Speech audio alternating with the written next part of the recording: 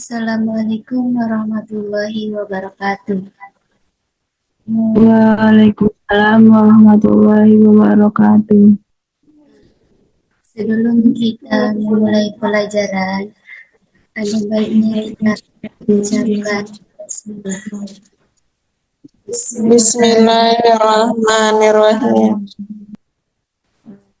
Ada yang tahu nggak anak-anak pelajaran pada malam hari ini? Nggak tahu. Ya, pelajaran pada hari ini menjauhi pergaulan bebas dan perbuatan zina.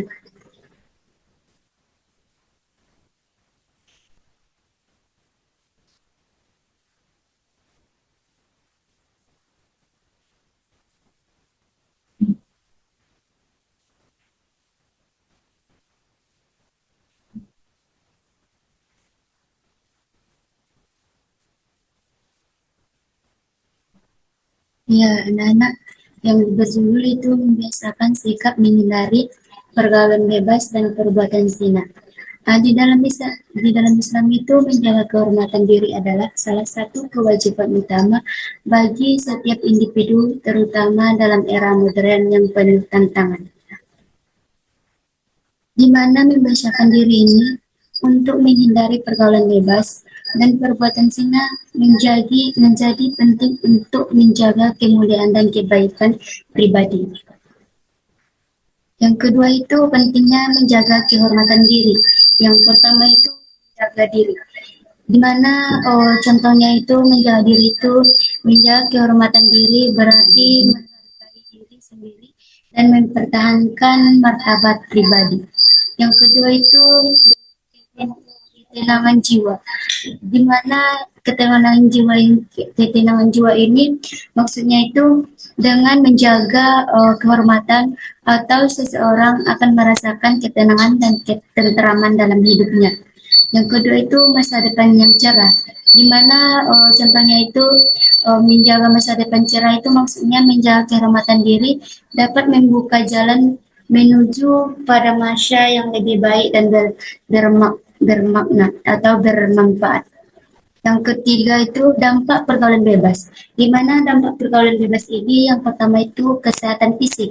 Di mana contohnya itu kesehatan fisik itu pergaulan bebas dan perbuatan zina dapat menyebabkan penyakit menular atau bermasalah kesehatan, disebut juga penyakit menular. Yang kedua itu kesehatan mental. Kesehatan mental itu contohnya itu kesehatan keterlibatan dalam perilaku tersebut dalam memicu kecemasan dan masalah fisiologis. Yang ketiga itu kehidupan sosial, di mana kehidupan sosial ini maksudnya dalam berhubungan sosial atau merusak akibat pergaulan bebas. Yang keempat itu peran agama dalam bentuk karakter, di mana yang pertama panduan moral.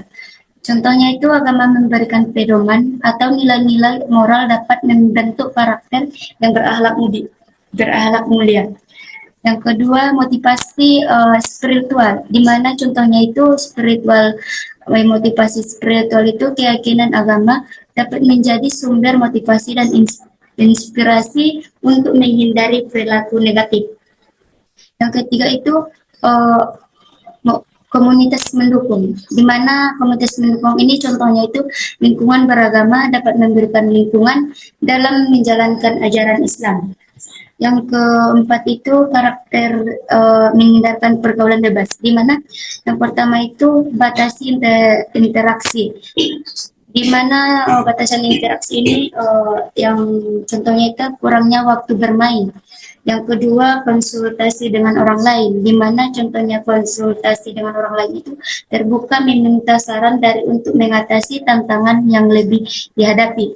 Yang ketiga cari lingkungan positif, di mana cari lingkungan positif ini pergaulan berinteraksi dengan teman-teman yang memiliki nilai-nilai positif. Kepada anak-anak yang ingin bertanya atau yang kurang paham, silakan bertanya. Saya Bu. Ya, silakan. Pertanyaan saya, Bu, bagaimana ibu PPT-nya yang di atas? Yang di mananya itu? Iya itulah, Bu. Yang peran itu, Bu. Peran. Peran yang mana ini? Peran di atas lagi, Bu. Itu yang mau saya tanyakan lagi. Di atas lagi, Bu. Di atas lagi, Bu. Enggak, ingat. Ya, silakan. Jadi, Bu, bagaimana itu kalau kalau nggak ada peran agama dalam membentuk karakter itu, Bu? Bagaimana jika tidak ada peran agama dalam membentuk karakter, Bu? Kan udah dibilang tadi dalam peran agama dalam bentuk karakter itu kan yang pertama itu kan panduan moral. Panduan moral ini kan dalam agama Islam memberikan pedoman atau nilai-nilai moral seperti motivasi berakhlak mulia, mendukung komunitas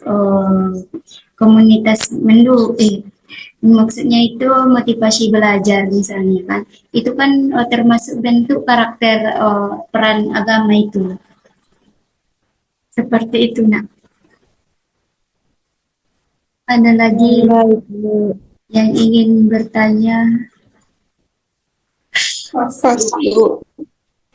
Ya, sebelum kita mengakhiri pelajaran pada malam hari ini, kita ucapkan hamdalah.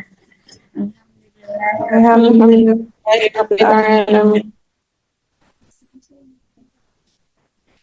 Assalamualaikum warahmatullahi wabarakatuh. Waalaikumsalam warahmatullahi wabarakatuh.